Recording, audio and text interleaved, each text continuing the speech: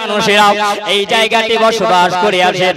আলেম ওলামাদের মুখ থেকে নিয়ে আজ নসিহত শোনার পরে তারা আমল করবে, আজ নসিহত শোনার পরে তারা আমল করে বলে সুবহানাল্লাহ। নবীর মহব্বত প্রেম ভালোবাসা নিবে। আজকে প্রেম ভালোবাসা নিয়ে মহব্বতের জন্য সুবহানাল্লাহ কালোখালীর দিন দরদি মুসলমান মুমিন বান্দা বান্দিরা আজকে বসে আছেন এই জায়গাতে, এই মাহফিলে বসে আছেন। হাদিস কোরআনের আলোচনা হবে। এ মুসলমান আমার জন যুবকেরা শোনা যায়, আমার আল্লাহ তাআলা বলেছেন বান্দা বান্দিরা তোমরা কোন সময় নিরাশ হয়ে না, জোরে বলুন সুবহানাল্লাহ। কারণ হলো এই পৃথিবীর জমিনে এমন গ্রন্থ কিতাব আছে যেগুলো হলো সব মানুষের কথা, মানুষের লেখা। আজকে কোরআন হলো মানুষের লেখা, বেদ হলো মানুষের লেখা, আজকে জিন্নাবাস্তা হলো মানুষের লেখা। এ মুসলমান আল্লাহ তাআলা রব্বুল আলামিন বলেন বান্দা বান্দিরা এই পবিত্র কোরআন আল্লাহ তাআলার, জোরে বলুন সুবহানাল্লাহ।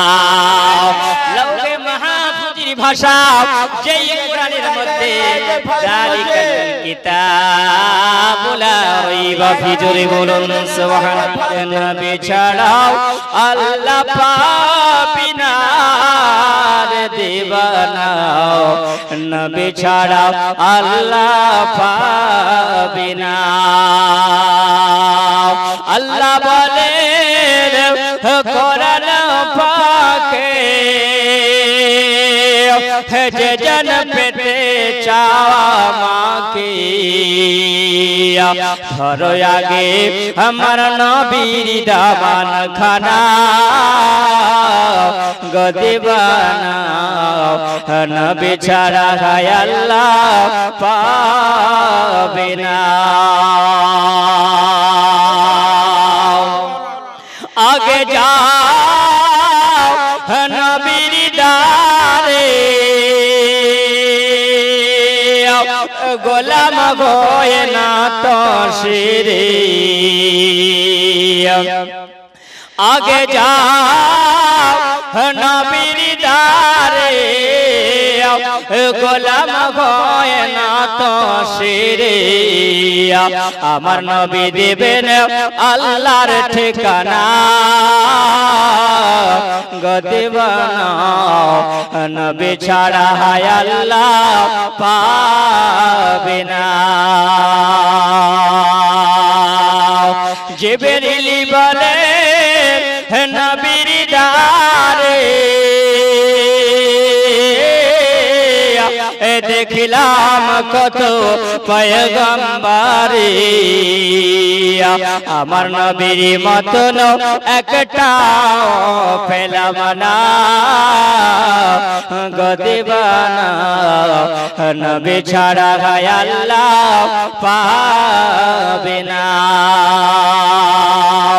আল্লাহ বলে কোরআন পাকে যে জন পেতে চাওয়া মাকে ধরো আগে নবীর দামান খানা গদিবানা, আমার নবী ছাড়া আল্লাহ পাবে না। আগে যাও নবীর দারে গোলাম হয় না তো শিরে, আমার নবী দিবেন আল্লাহর ঠিকানা গদিবানা, আমার নবী ছাড়াও আল্লাহ পাবে না। আমার নবী ছাড়া আল্লাহ পাওয়া যাবে না, কারণ আমার আল্লাহ তাআলা কোরআনে জানিয়ে দেন কুল ইন কুনতুম তুহিব্বুনাল্লাহ ফাত্তাবিউনি ইউহিব্বুকুমুল্লাহ ওয়া ইয়াগফিরু লাকুম যুনুবাকুম আল্লাহু গফুরুর রহিম।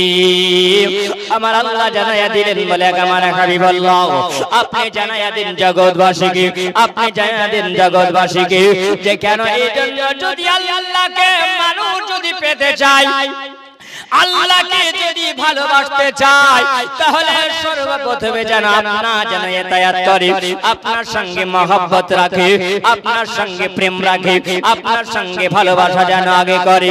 আপনার সঙ্গে যদি প্রেম ভালোবাসা যদি আগে হয়, আমি আল্লাহ তাআলা আল্লাহকে ভালোবাসা হবে। জোরে বলি না।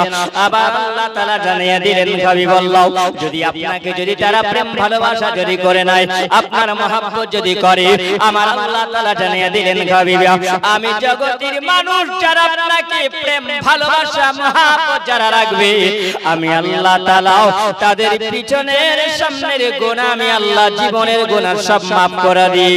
আমি আল্লাহ গফুর রহিম, আমি আল্লাহ ক্ষমা করে দিব। জোরে বলো। আমার নবী বললাম, আমার নবী যখন কালমার দাওয়াত যখন দিলেন, আল্লাহর কাবা ঘরে চাতালে দাঁড়িয়ে আবার নবী বললেন, আমাকে আল্লাহ তাআলা পৃথিবীর জমিন আল্লাহ আখেরি পয়গম্বর করে আমার আল্লাহ তাআলা পৃথিবীতে আল্লাহ আমাকে পাঠিয়েছে। আমার আল্লাহ আমাকে নবী করে আল্লাহ পৃথিবীতে আল্লাহ পাক পাঠিয়েছে তোমাদের কল্যাণের জন্য, মানুষের কল্যাণের জন্য আমার আল্লাহ তাআলা আমাকে পাঠিয়েছে তোমাদের ভালোর জন্য। আমার আল্লাহর নবী যখন দাওয়াত যখন আবার নবী দিলেন, সুবহানাল্লাহ, আবু জেহেল ওতাইবা সাইবারাও সবাই যুদ্ধ করে জানো ওই সময় আমার নবীকে জানো পাথর মারলেন। আমার নবীকে যেমনি পাথর মারাও, আমার নবী শরীর দিয়ে রক্ত ঝরতে আরম্ভ করেছে। আল্লাহর নবী যখন রক্ত ঝরা নিয়ে আমার নবী মুস্তাফা যখন বাড়ির ভিতর যখন আবার নবী পদার্পণ করলেন, আবার নবী জানাইয়া দিলেন, আবার নবী মুস্তাফা সাল্লাল্লাহু আলাইহি সাল্লামের একজন চাচা যার নাম হলো আমির হামজা। এই আমির হামজা বলো, আজকে তোমার ভাতিজার খবর তুমি কে রেখেছো? তুমি যে আজকে শিকার যখন করতে যাও, আল্লাহর কাবাকে তুমি জিয়ারত করে যাও, আল্লাহর কাবাকে তুমি এসে দর্শন করো, তারপরে তুমি জিয়ারত করতে যাও। আবার যখন বাড়ির দিকে পদার্পণ যখন হও, তখন তুমি কাবা ঘরের দিকে যাও, আর কাবা ঘরকে দর্শন করার পরে তুমি বাড়ির দিকে চলে যাও। তোমার ভাতিজার খবর তুমি রেখেছো? আমির হামজা বলল, না না না নাও, আমার ভাতিজার তো আমি খবর রাখি নাও। আমির হামজা দ্রুত বেগে যখন বাড়ির দিকে প্রবেশ যখন করলেন, দেখছেন আবার নবীর শরীরে যেন রক্ত মাখানি আমার নবী জর্জরিত হয়েছে। আমার নবীকে যেমনি দেখাও তেমনি যেন আমির হামজা বলে, ভাতিজা বলো, তোমাকে এরকম ভাবে লোকলাহান তারা কে করলো? তোমাকে এরকম ভাবে পাথর মেরে কারা তোমাকে ক্ষত বিক্ষত করেছে বলো? আমার নবী জানো ওই সময়তে বলল, বলে, চাচা আমি মানুষকে মানুষের কল্যাণের জন্য আল্লাহ আমাকে পৃথিবীতে পাঠিয়েছেন। আমি মানুষকে কালেমার দাওয়াত দেওয়ার জন্য যখন যাই, মানুষ এইরকম করে যুক্তি করে আমাকে যেন পাথর দ্বারা মারল। হামজা গেল বন শিকারিয়া, নবী ইসলামের দাওয়াত দিলে,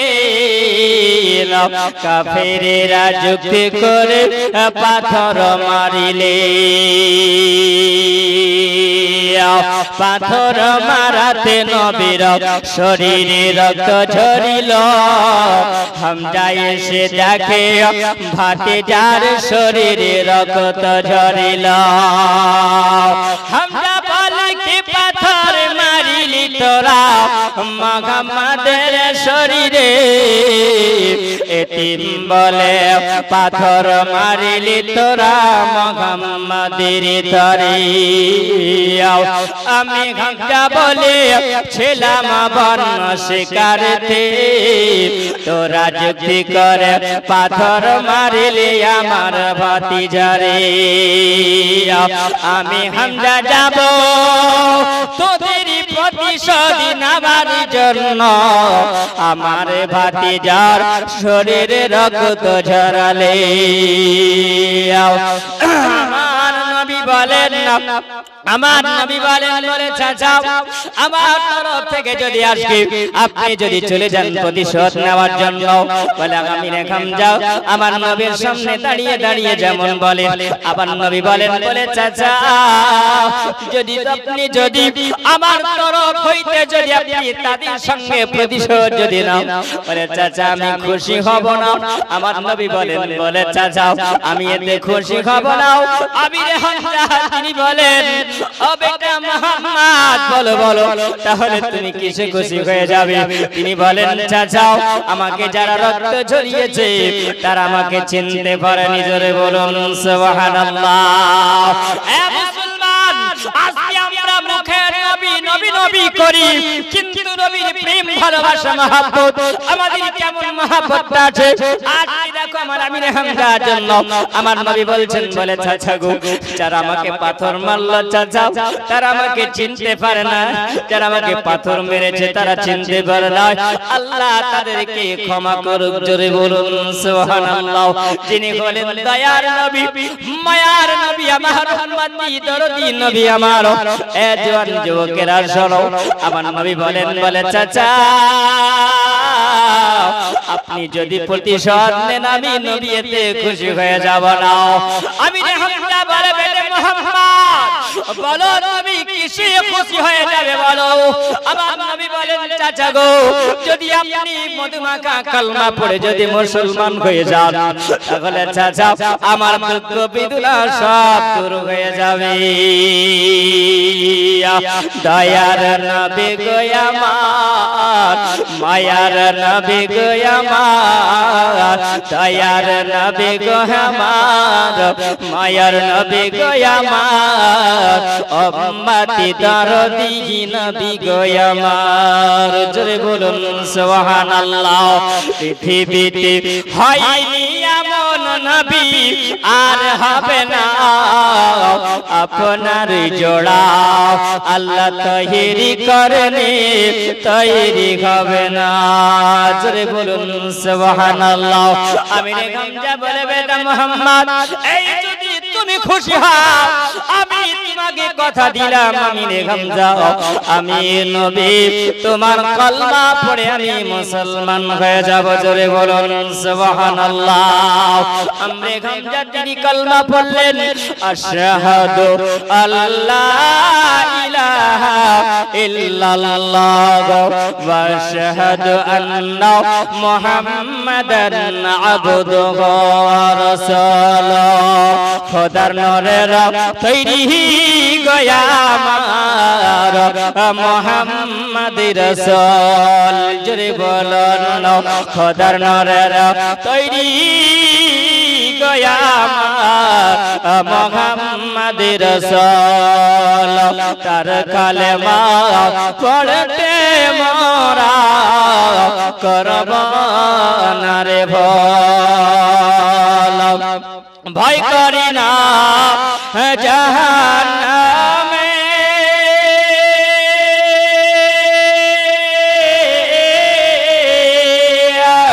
আগুন ডরায় নবীর নামে গো ভয় করি না জাহান্নামে,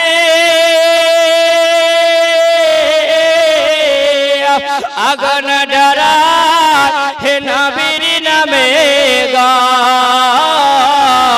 আগুন হবে ফল খোদার নূরের তৈরি গয়া আমার মুহাম্মদ রাসূল। তার কালেমা পড়তে মোরা করব না গভল। বল লা ইলাহা ইল্লাল্লাহ মুহাম্মদ রাসূল। জান্নাতের ঘরে পরি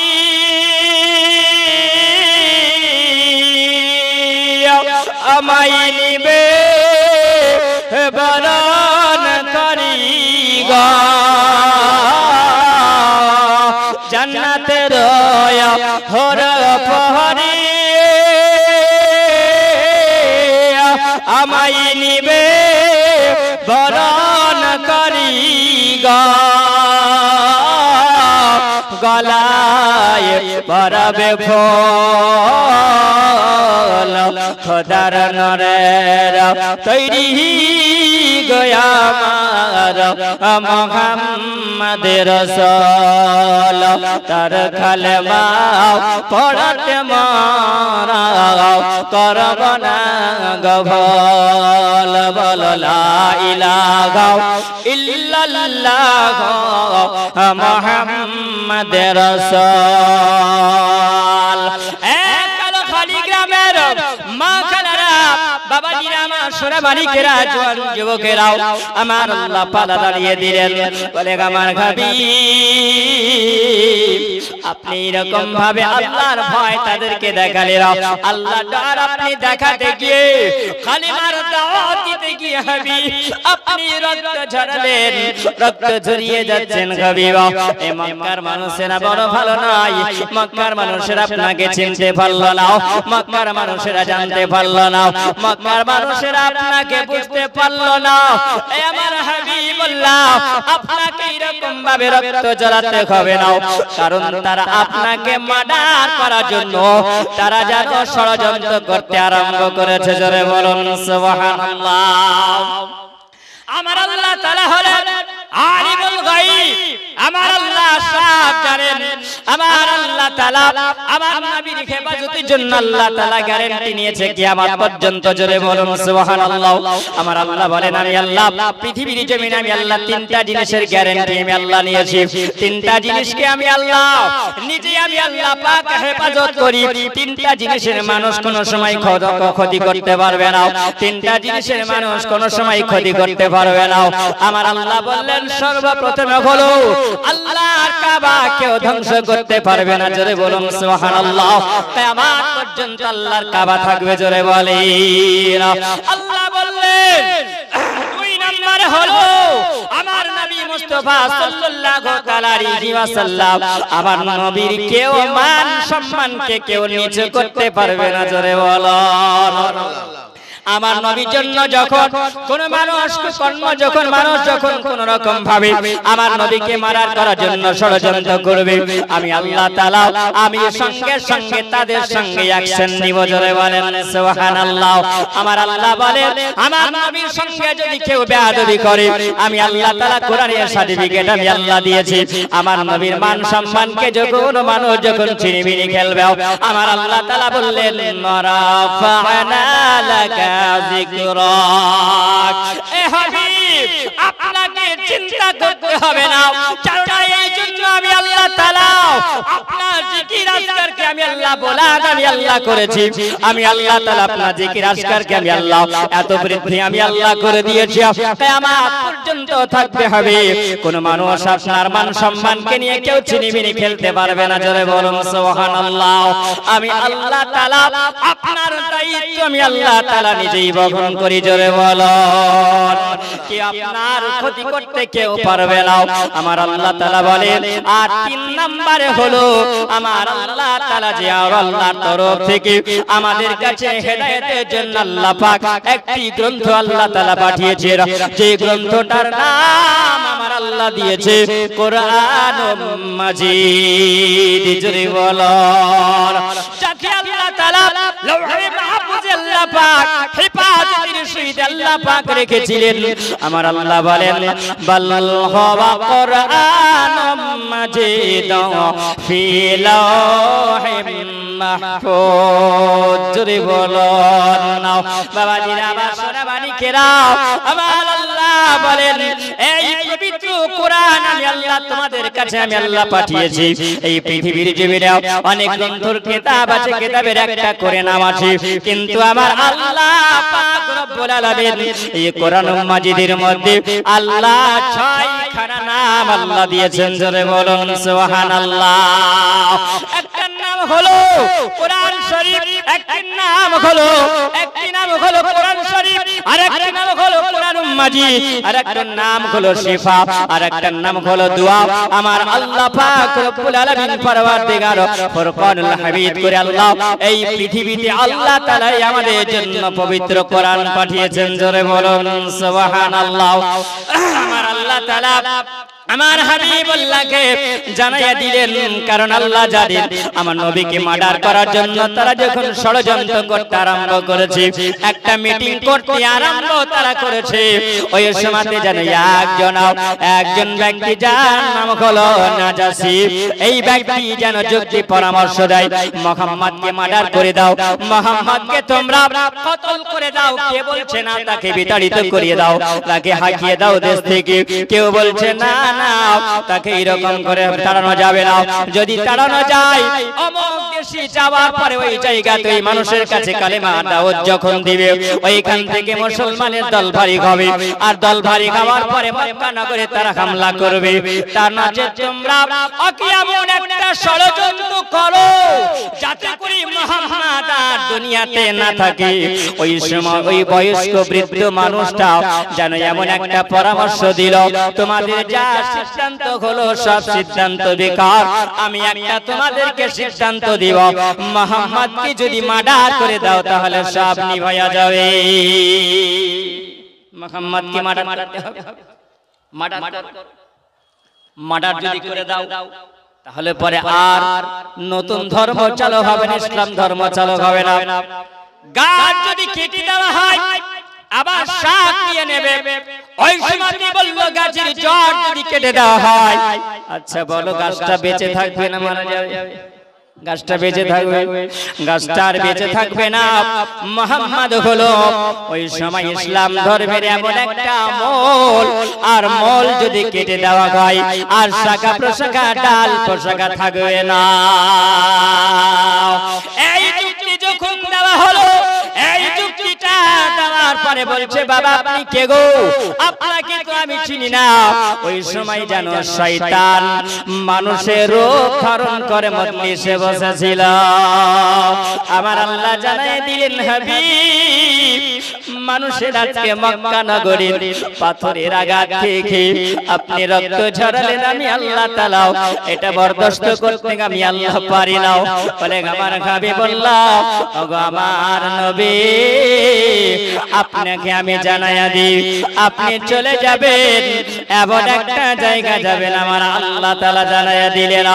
আমি বললাম তারা মানুষের আপনাকে মার্ডার করার জন্য ষড়যন্ত্র করেছে, হাবিব রে আমি আল্লাহ তাআলা আপনাকে জানাইয়া দিলাম ওয়ায়ামকুরু বিকাল্লাযীনা কাফারু লা ইউসবিতুকা আও ইয়াকতুলুকা ওয়া ইখরিজুকা ওয়ায়ামকুরুনা ইয়ামকুরুল্লাহ আল্লাহু খায়রুল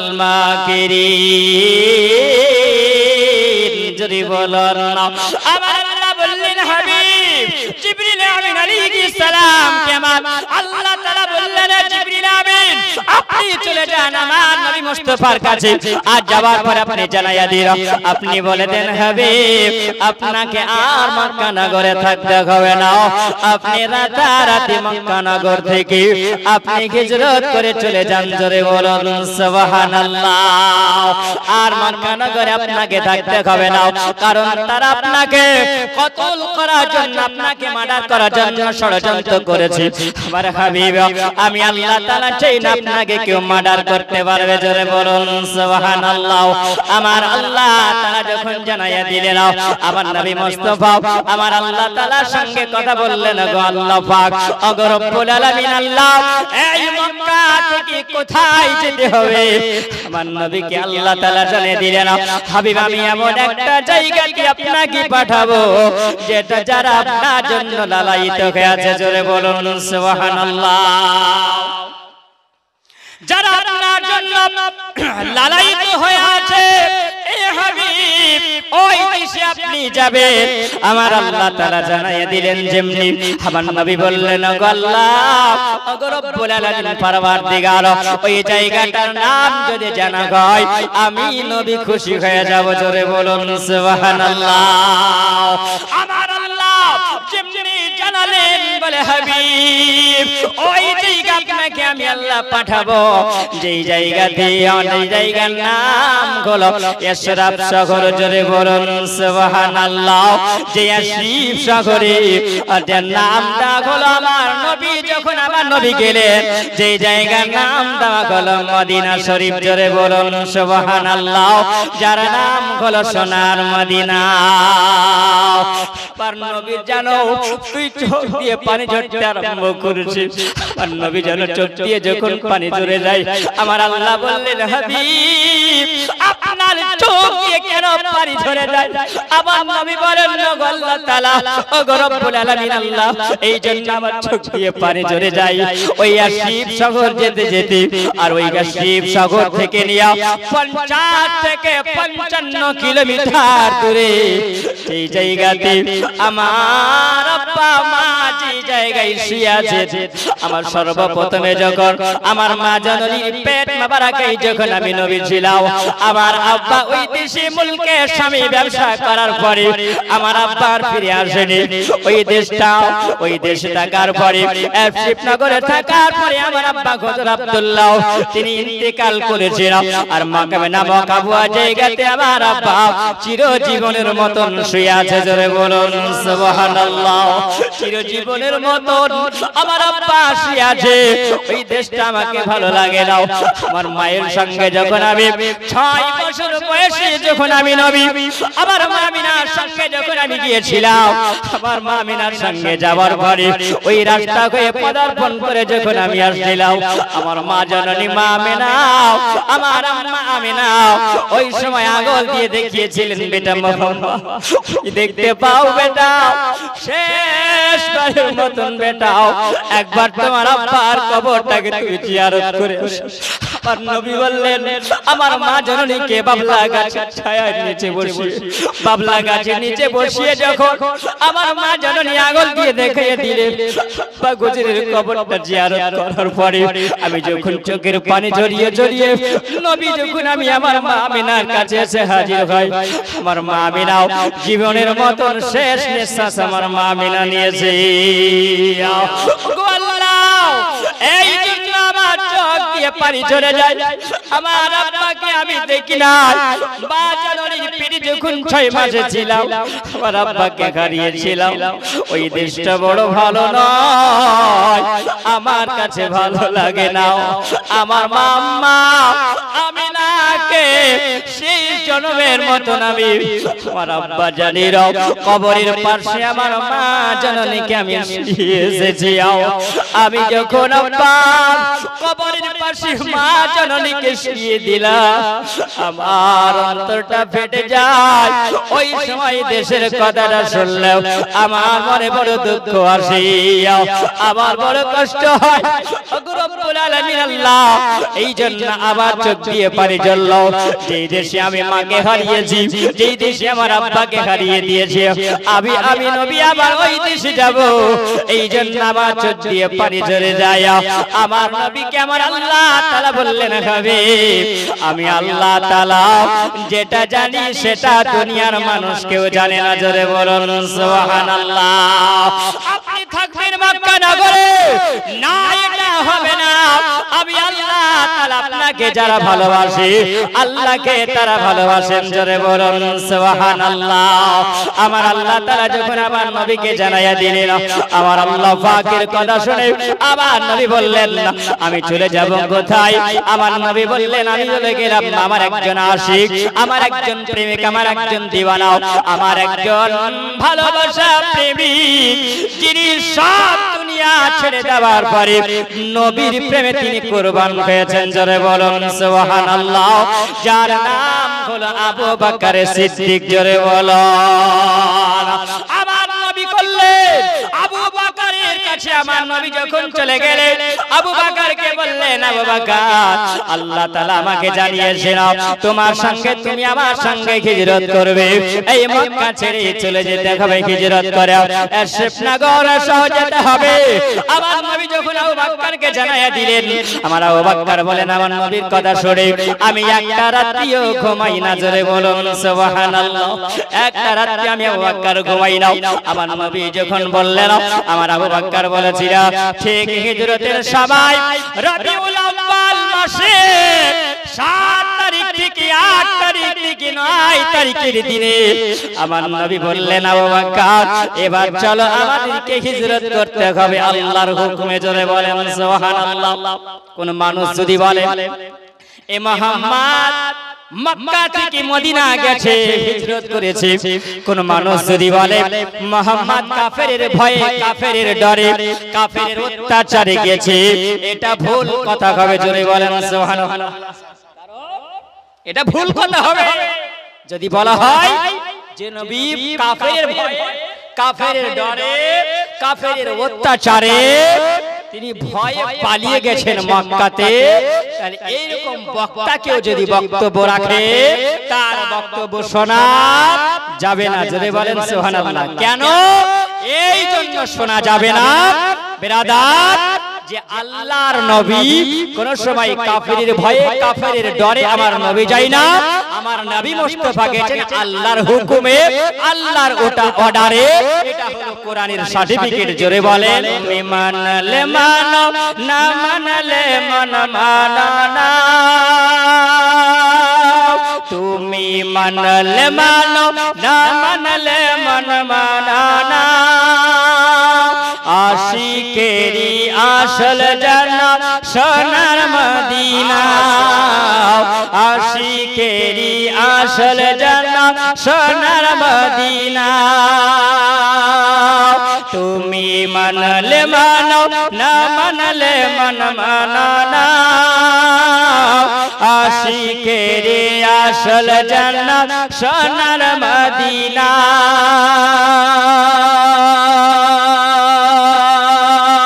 যাদের হৃদয়ে আছে ইশকের জ্বালা,